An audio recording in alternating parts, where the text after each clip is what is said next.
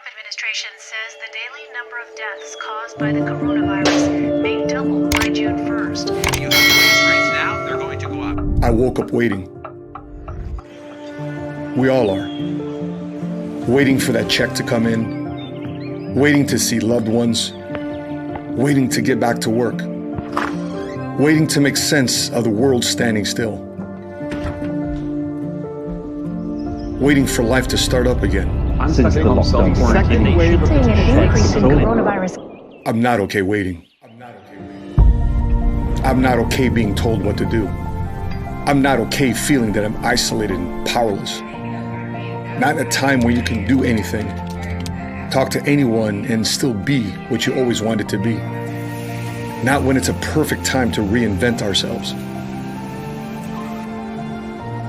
Each day still has 24 hours.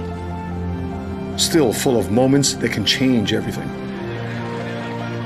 When you have nothing, imagine what you could do and who you could be. We have to keep moving forward.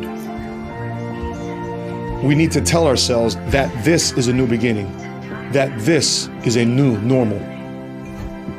We need to inspire others to know that they can do it as well. We live in a time where you can work from anywhere, where you can still make the life you always wanted.